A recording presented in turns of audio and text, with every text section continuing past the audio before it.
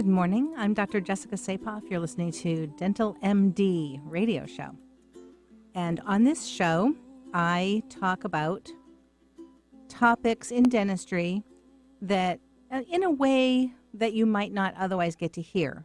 Because dentistry is dentistry. We are doing all the same things in a holistic office that, well, maybe not every single same thing, but generally the same things: fillings, crowns, partial dentures, all that kind of stuff, dealing with missing teeth and doing oral cancer screens, exams, looking for decay, doing sealants, all that stuff.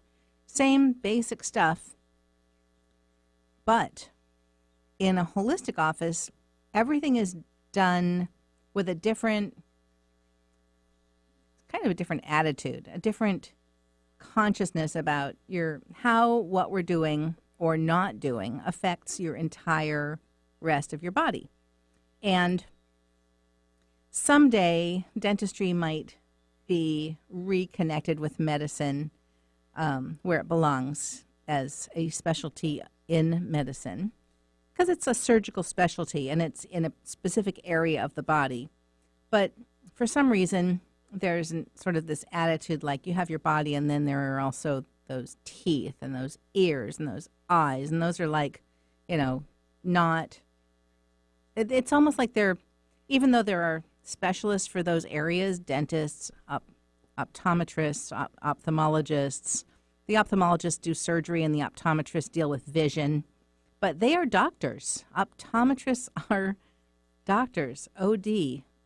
And I don't remember exactly what that stands for, but it's a doctoral level degree, and as is dentistry. And anyway, for some reason, these three areas, the eyes, the ears, and the teeth, have been relegated to a separate insurance category. And, you might have medical coverage, but do you have vision and dental? And I mean, it's like they're separate. They're not part of your body.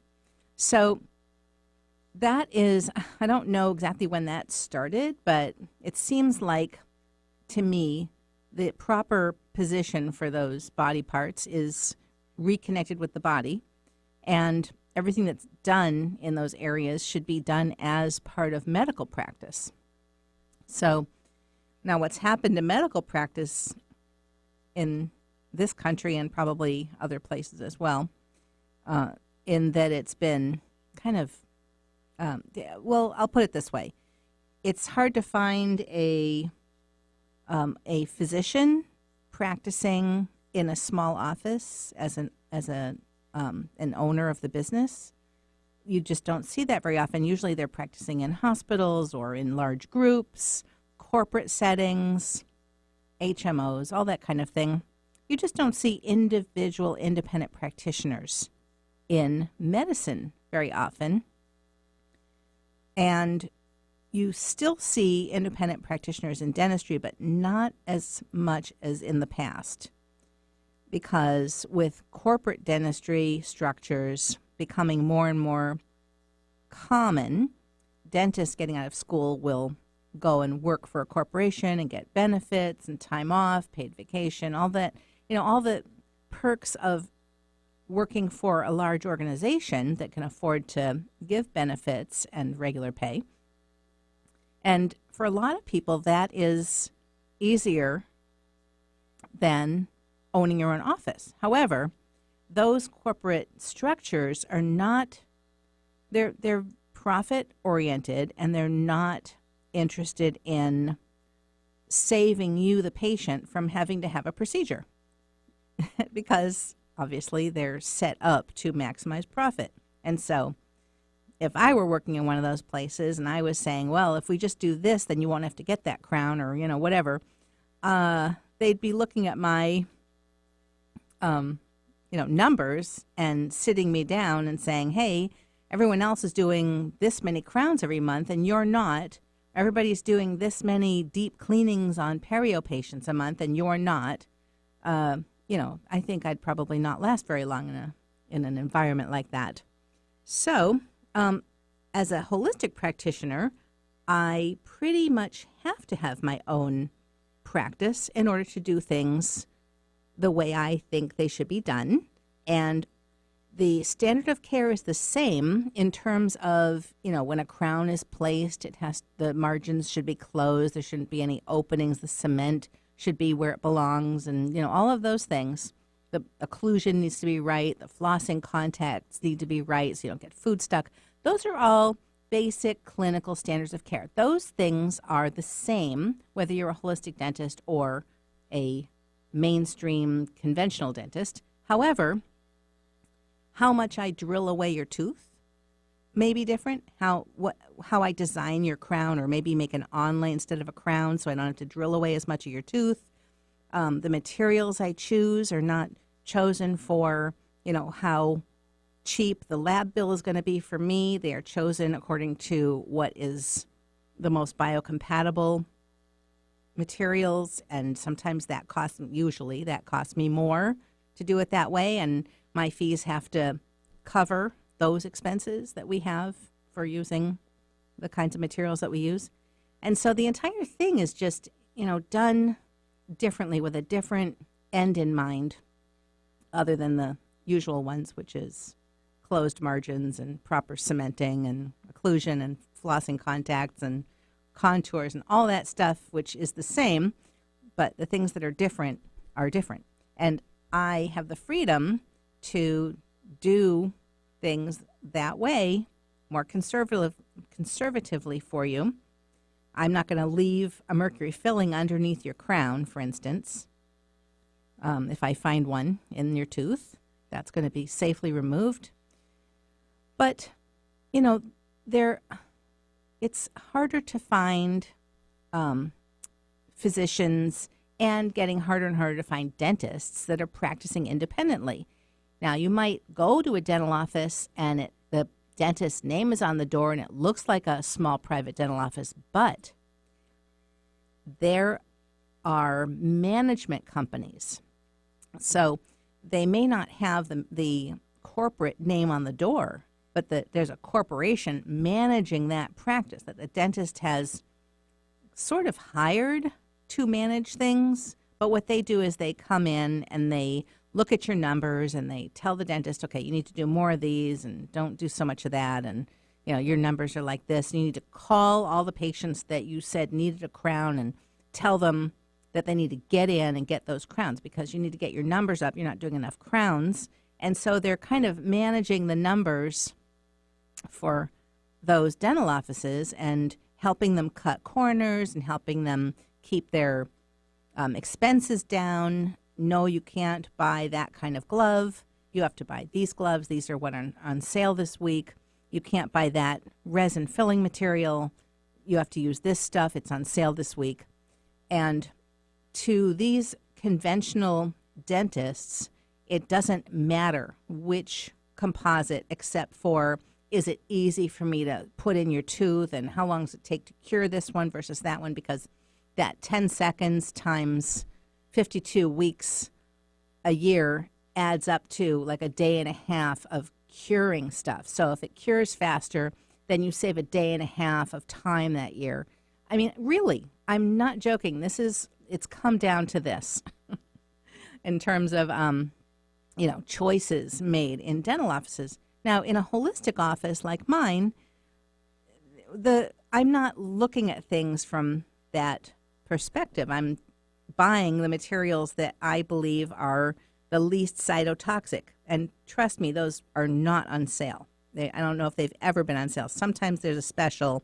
You can get one extra thing if you buy, $1,000 worth or something. Anyway, it's never been cheap buying that kind of materials.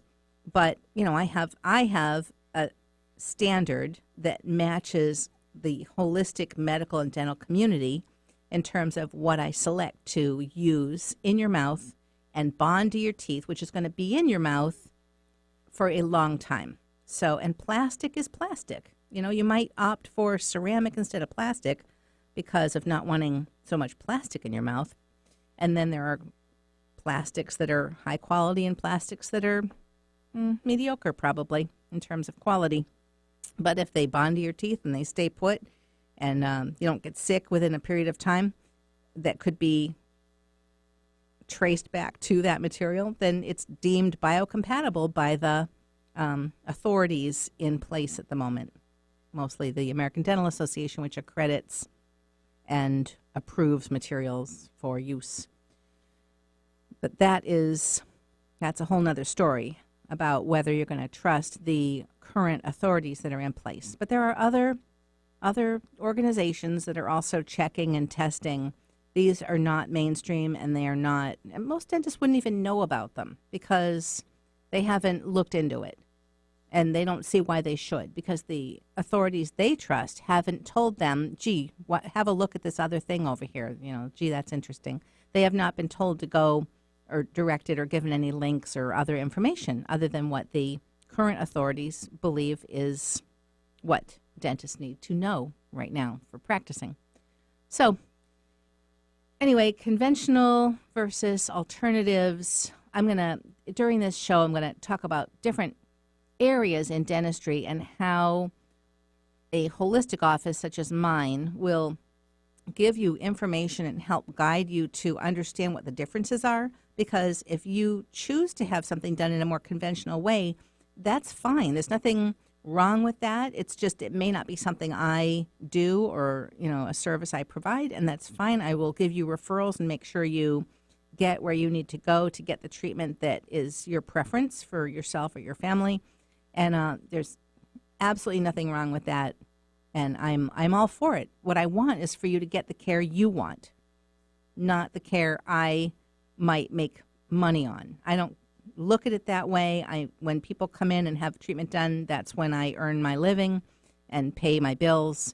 And if my schedule is full, then the ends will meet. And in there during my weekday, if somebody chooses something and it isn't something we do, that's fine, because my schedule will fill up with somebody who does want something that I do, and that's fine with me. My goal is for you to get the care you want, and I'm going to let you know what all your choices are so that you can do more investigating, do more research, get other opinions, and make a decision for yourself and or your family. So that's another thing that's a little different about my practice anyway. I don't know that all holistic dentists are quite so generous with, whatever you want to do, that there's another dentist up the street that will do that for you. Why don't you go there? I don't know that I'm like the Macy's Santa Claus of dentistry, I guess. Anyway, you're listening to Dental MD. I'm Dr. Jessica Sapoff, and if you have any questions about the things that I'm talking about today or on any of my other archived shows, please give us a call, 425-427-8899. And you can also reach us by email, appointments@naturaldentist.com. All right, I'll be right back after this break.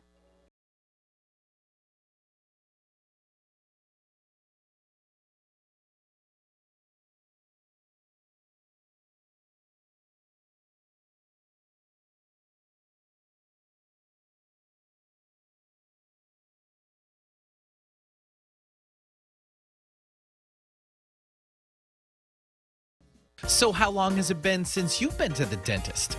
Yeah, I'm talking to you. I know going to the dentist can be tough, but did you know that healthy teeth lead to a healthy body? I know what you're thinking. All dentists are alike. They lure you in for the free exam or, complimentary cleaning. And before you know it, wham! Huge dental bill. And did you even need all that work? Well, why not try a different approach? Natural Dental Health Associates in Issaquah specializes in taking care of you. Their easy, no gimmick, honest approach to dentistry will have you forgetting you're actually in a dentist's office. And the best thing is, they're all natural. Yep, no mercury, nickel, or other harmful chemicals are used. Click on your media player now and get started on the road to better dental health today.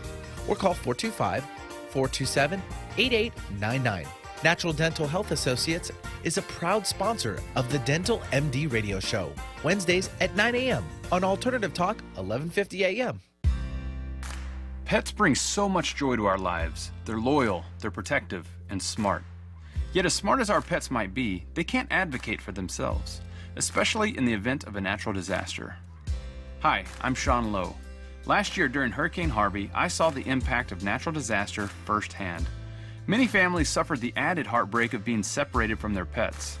That's why it's important your pet is part of your family's disaster preparedness plan, like storing pet food, medical records, and supplies in waterproof containers.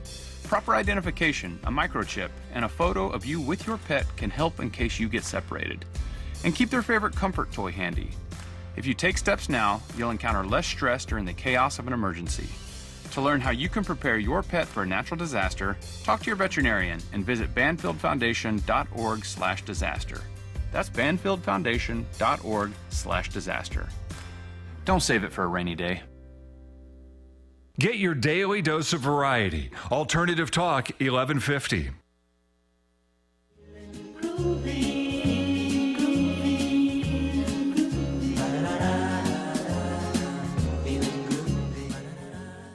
Welcome back. You're listening to Dental MD. I'm Dr. Jessica Sapoff. Today I'm talking about conventional versus alternatives in choices in dentistry. And, in the last segment I talked about, standards of care that the Dental Quality Assurance Commission or Dental Board of the state, the things they look for to, if there's a complaint, they look at the x-rays and check and see whether decay or an open margin or a root canal that isn't completely filled, things like that. They're looking for basic clinical competence, and all dentists are expected to meet that criteria for each kind of procedure. And that's what we're trained to do in school. That's what, competency and board exams and all of that stuff are supposed to screen out people who do not have the ability or understanding to meet those basic standards.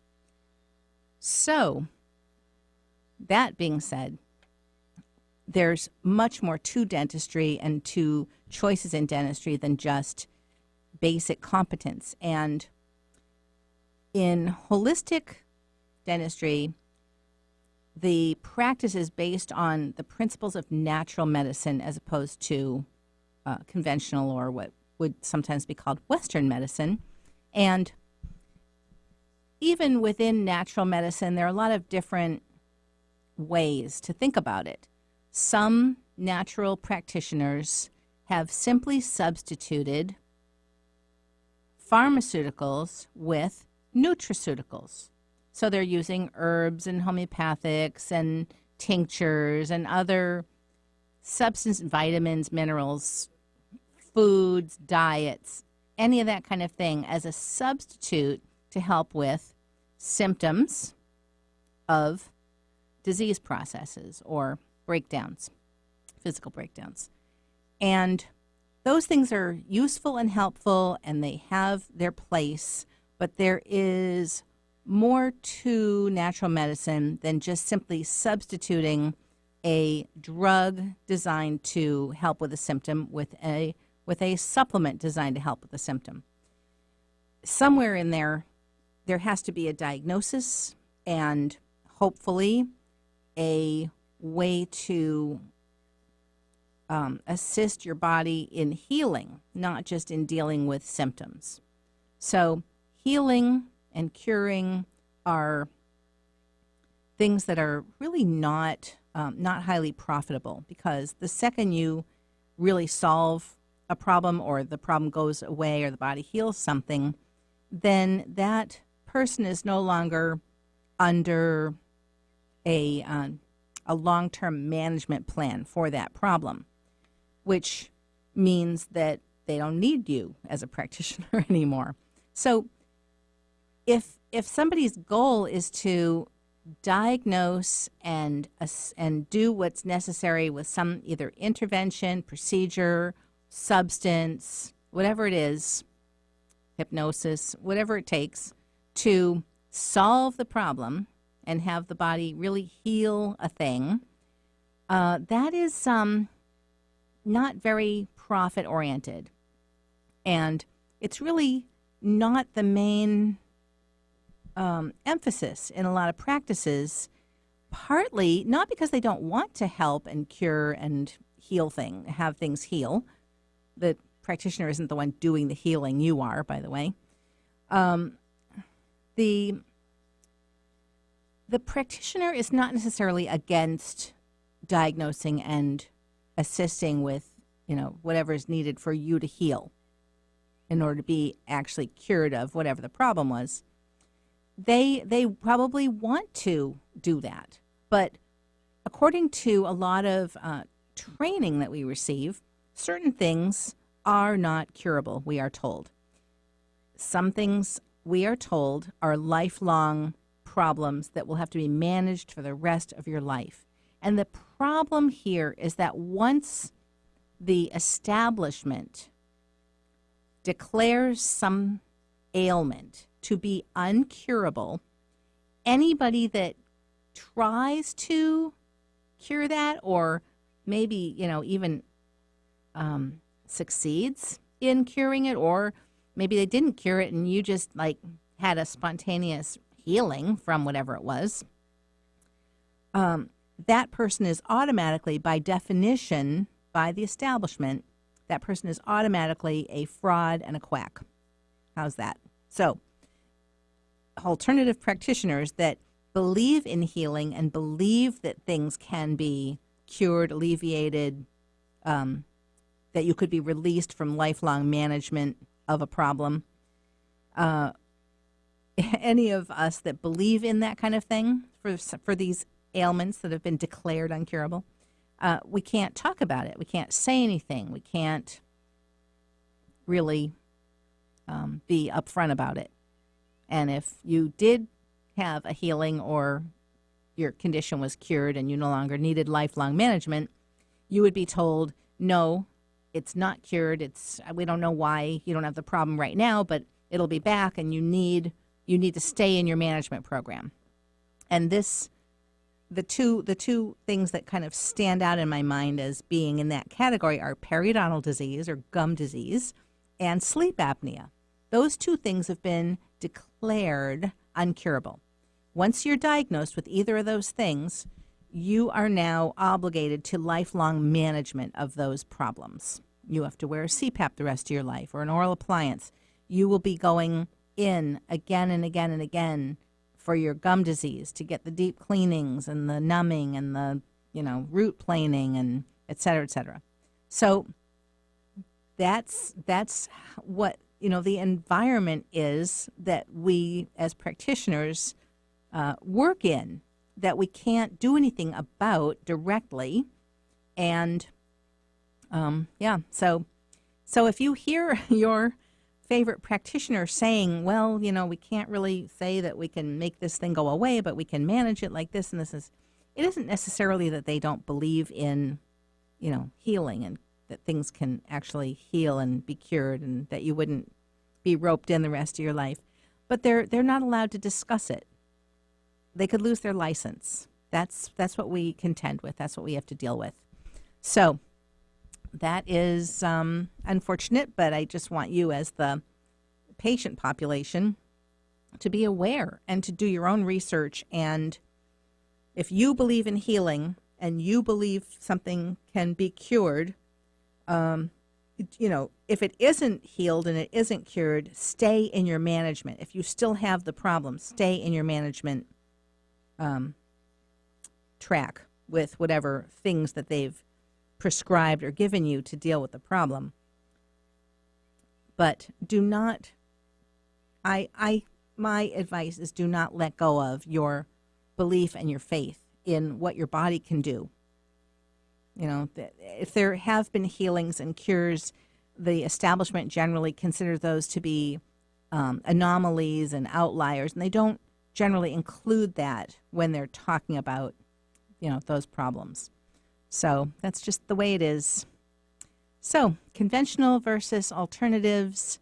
In every area of dentistry, there are ways to do things that are less traumatic to your teeth. My main thing when I'm treating your teeth, when we actually get down to the business of doing a procedure for a tooth or your gums or anything, is to keep it as atraumatic as I possibly can, because anything I do, that means I'm extremely gentle in the handling of your tissues, gentle in working with your teeth, so that I don't upset and irritate the nerve inside the tooth. Why? Why do I work that way? The teeth are not, even once they're numb, they're not just little little rocks in your mouth to be carved and sculpted.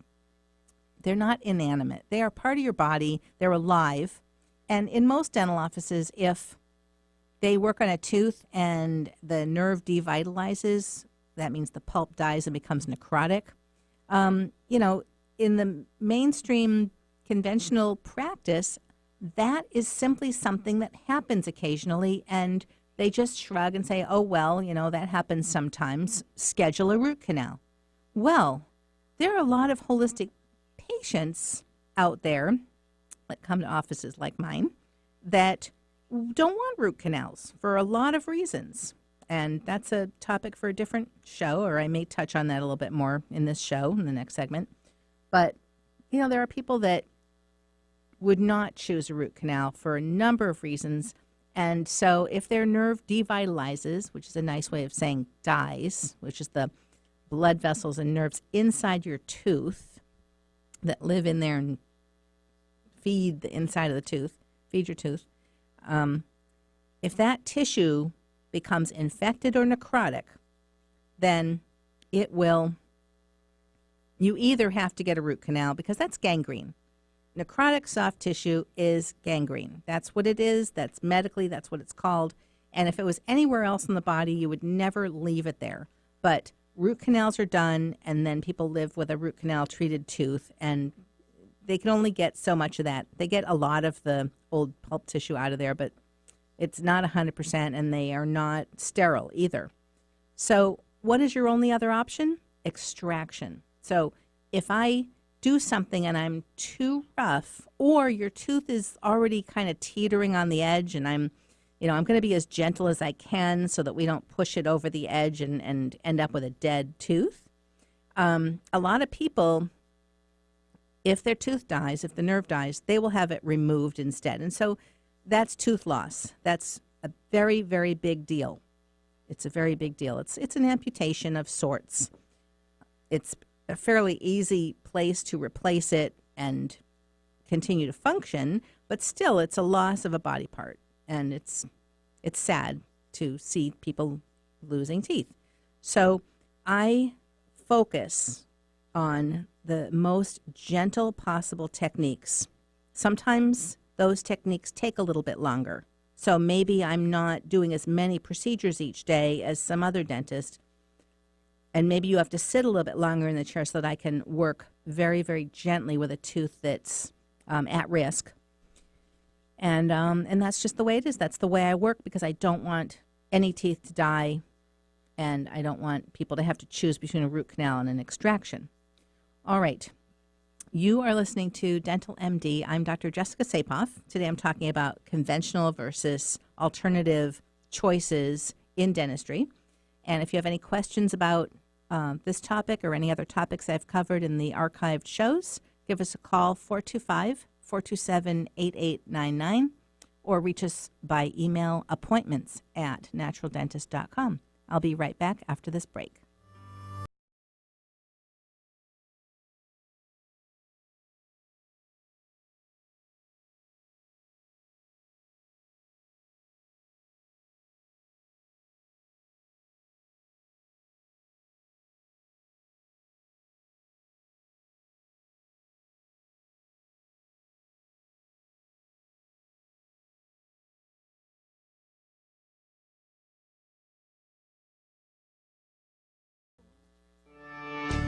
I'm Dr. Anthony Lazarowitz, and this is Climate Connections.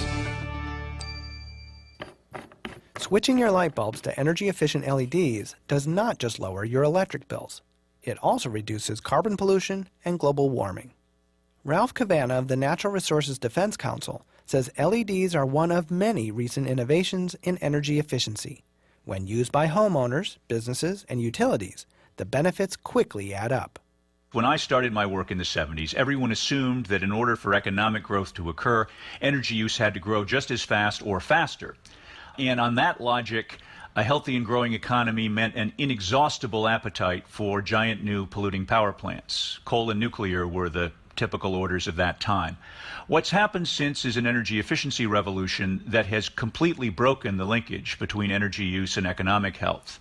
Since the mid-1970s, the U.S. economy has more than tripled in size, but total energy use is up less than 30%. Coal still supplies a lot of the nation's energy, but as the U.S. transitions to more wind and solar, Cavanna says efficiency remains important. Energy efficiency improvements allow that clean energy to go further.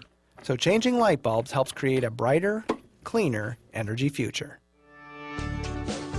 Climate Connections is produced by the Yale Center for Environmental Communication. Learn more at yaleclimateconnections.org. Alternative Talk 1150. We're on your radio at 1150 a.m. We're on your HD radio at 98.9 Channel 3. So many ways to listen. We're on the web at 1150kknw.com, streaming live audio and video as well as MP3 archives of many of our shows. So many ways to listen. And now, we're on your smartphone or tablet. Download our free app in the Apple App Store or Google Play and take Alternative Talk 1150 anywhere you go. So many ways to listen. Ready to shake things up? Try Alternative Talk 1150.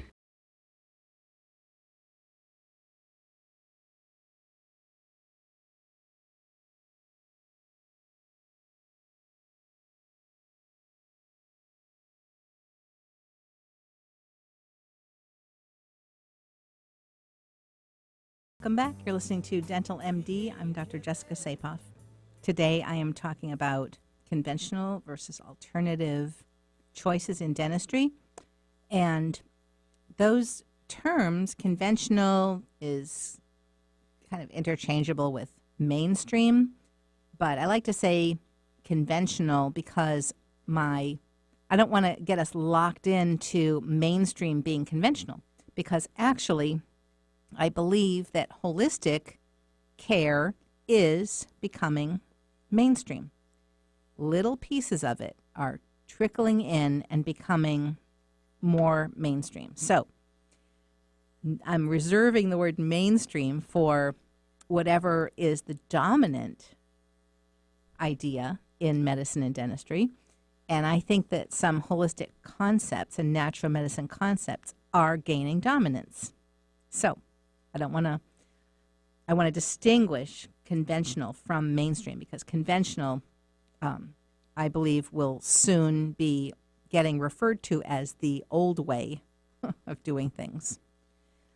So, and some old things are coming back too. Old concepts that were considered to be debunked, but weren't debunked, actually,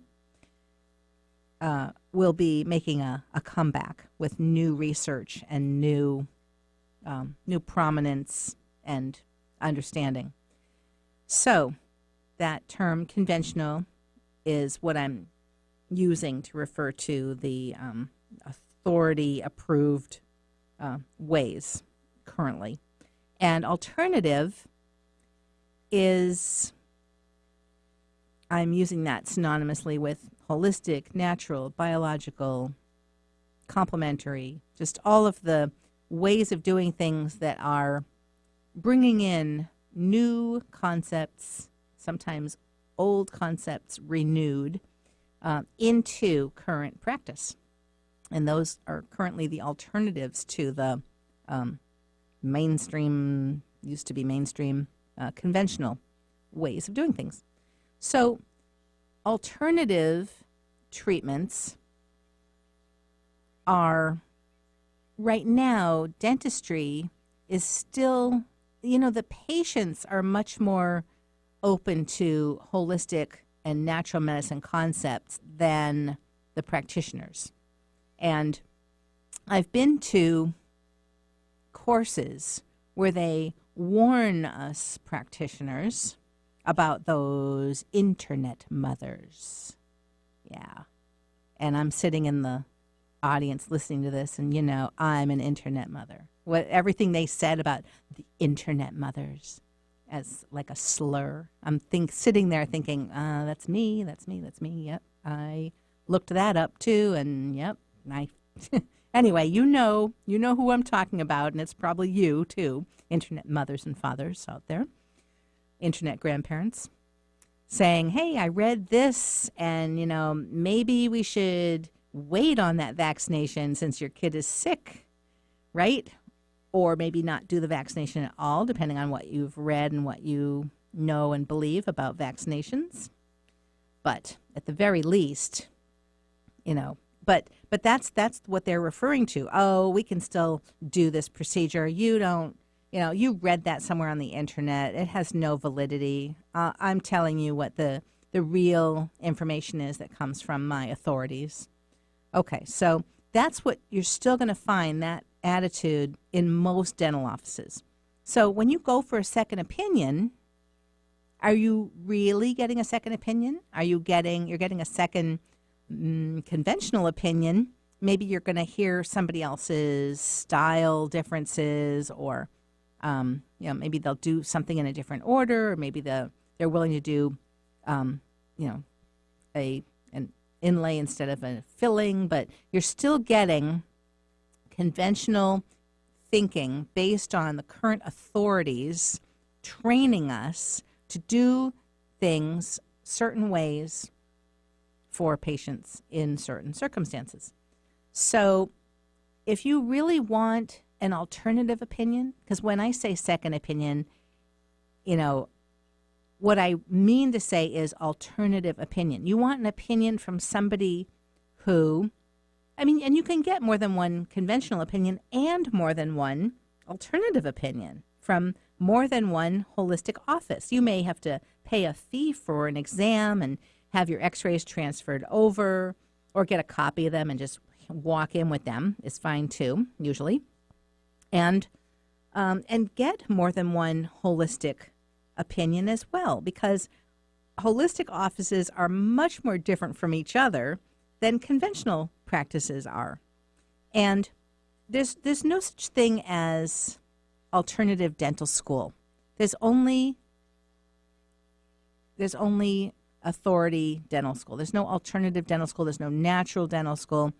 Anyone that's practicing holistically or according to the principles of natural medicine has learned how to do this after dental school. We all go to conventional dental school. We all have to place mercury fillings while we're in school in order to pass, in order to be given a degree. And most parts of this country, dentists still have to place a mercury filling into a tooth correctly in order to get their license.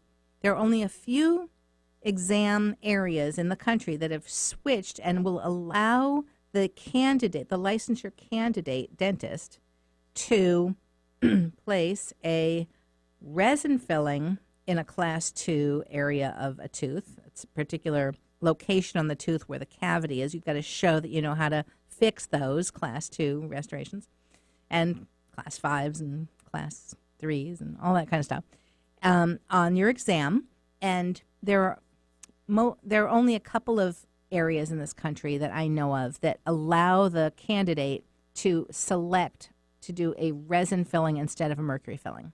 So when I was going through that process, it's actually very fortunate that I didn't know everything about mercury that I know now, because I really, looking back, I would say I would not have been able to do it. I had to place mercury fillings in children and pregnant women and you name it. And I look back on it and I don't feel good about having done that, but at the time that was what we were told to do in order to graduate, in order to get our license. And at that time, I didn't know anything more about it. I learned about these things after I got out of school.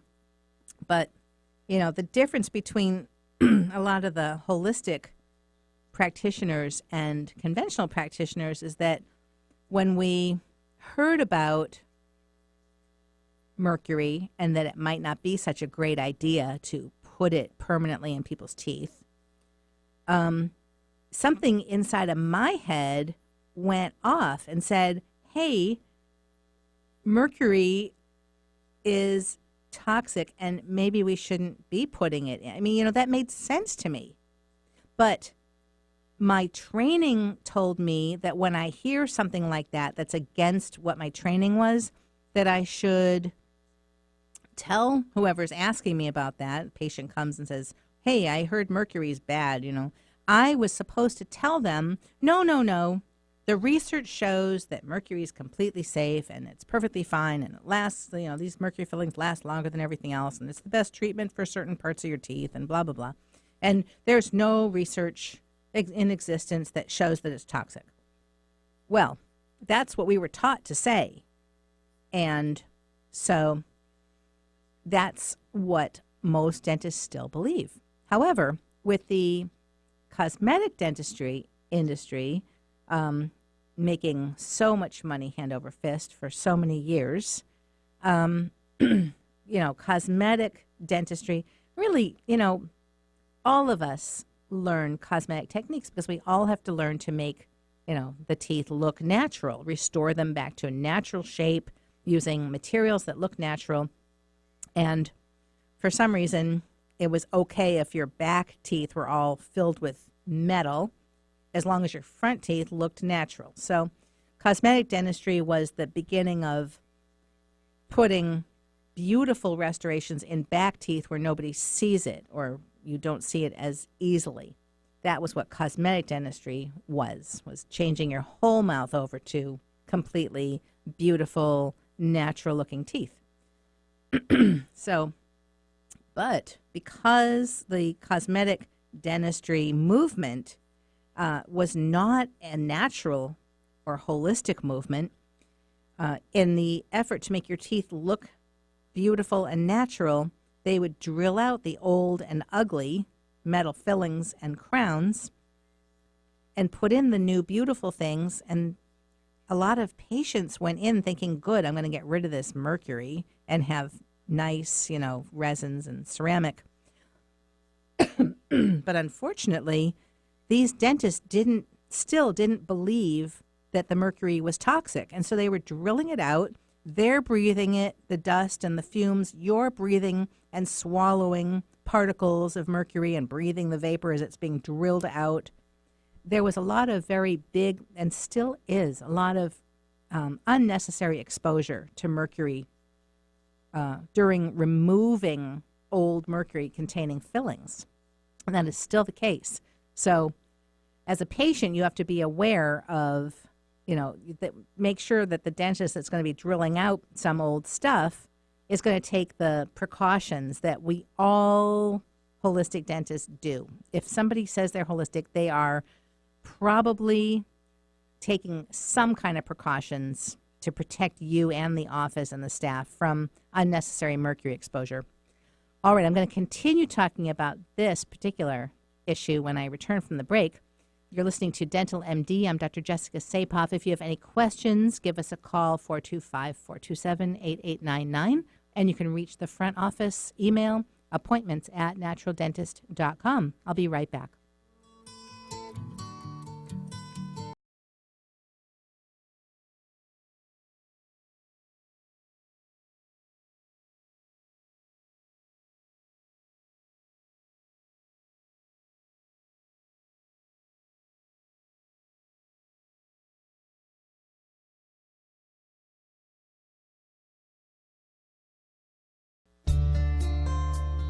I'm a veteran. My victory was admitting I had PTSD and getting help. As America's veterans face challenges, DAV is there. I no longer see it as a weakness, but as a sign of strength. I call it post-traumatic growth. DAV provides a lifetime of support, helping veterans of every generation get the benefits they've earned. I am a veteran. I lost both legs in Vietnam.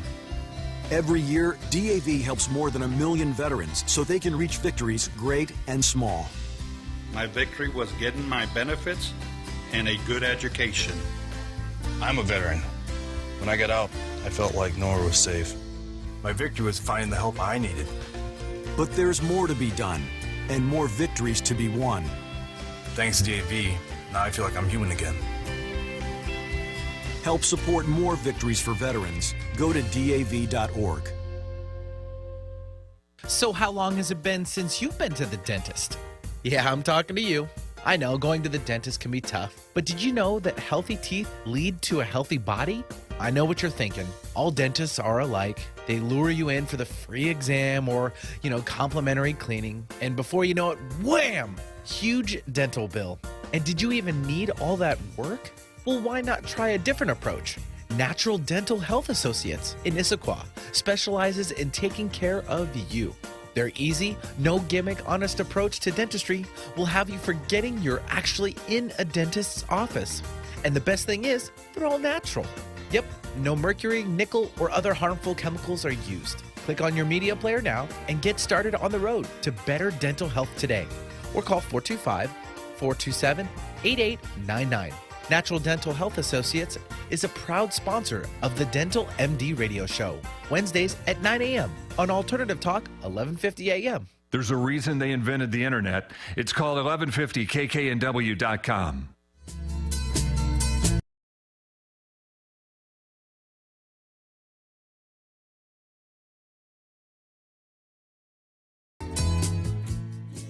Welcome back. You're listening to Dental MD. I'm Dr. Jessica Sapoff. Today, I am talking about conventional versus alternative choices in dentistry. And in the last segment, I was starting to talk about mercury and the importance of just making sure that whoever is removing any old metals of any kind, including mercury fillings, but there are a lot of other metals in old crowns and things, and there might be mercury fillings under an old crown, and you want to make sure that they completely remove that if removing mercury is your goal, which I think is reasonable. You want to make sure that the person that is doing that treatment agrees that mercury is toxic and that they're not just removing it because it is ugly and unnatural looking in your mouth and looks gray and black in your back teeth. So it has to be removed using safety protocols, and there are a lot of different safety protocols. There are some out there that are claiming that their safety protocols are better than everybody else's. Don't fall for that. There are a lot of different ways to do things safely. Have the office where you're going explain what their safety protocols are. If you have to have metal removed, they should be using those protocols, whether it's mercury or any other metal, and it should be protecting you from breathing or swallowing any of it, and it should be protecting the office air as well. So that way, when it's finished being removed, you don't stand up and walk around and breathe mercury vapor that got in the air. That's, the indoor air quality is also an extremely important component of this. So you also want them to not just be all about getting your mercury out. They also need to be about doing it gently so that the nerves in your teeth remain happy. If it's done quickly, and there are some people that say it should be cut into little chunks and kind of pried out in chunks because that way there's less dust. Well, prying stuff out of teeth can cause cracks in the teeth, or if you already have a crack, it can make the crack go so deep that your tooth dies. So I'm not a fan of prying anything out of teeth or off of teeth or anything, because my two main goals are to be as gentle and atraumatic as possible and to safeguard you from exposure to any chemicals that could be detrimental to your health. And some of these we know absolutely are detrimental to your health when you're exposed. And not everybody can excrete mercury very well, and some people accumulate it. So that's something to discuss with your physician. You might want to see a physician that's knowledgeable about heavy metals and other metals, and make sure that you are, detoxing according to principles of toxicology, which means, there are very well-known ways to detox, and there are some newer, wonderful new compounds and supplements and things that can be taken and added that are extremely effective at helping your body excrete metals and other toxins, but you have to make sure that it's being grabbed and that it's actually getting out of the body and not just being dumped by your cells and swirled around only to be reabsorbed. Because that secondary exposure, when you reabsorb this stuff that's been allowed to swirl around in your system now, that is tantamount to another exposure to all of those nasty toxic materials.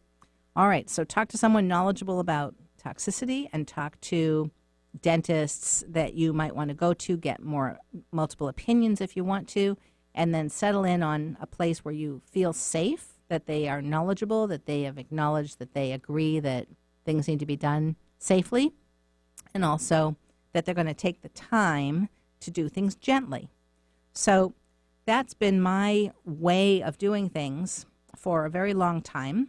And unless a tooth is already chronically painful, if it's, there's a point where the nerve is already kind of past the point where it would normally be able to recover. That doesn't mean it can't recover, but it's not likely to. And so a lot of offices will sort of, if your tooth is sensitive at all, they'll be like, oh, that tooth's probably going to need root canal. Just go ahead and go get a root canal. And then they'll do the crown on it, and then it's all done. And I don't agree with sending people to make that choice of root canal versus extraction unless I am absolutely certain that the nerve is necrotic.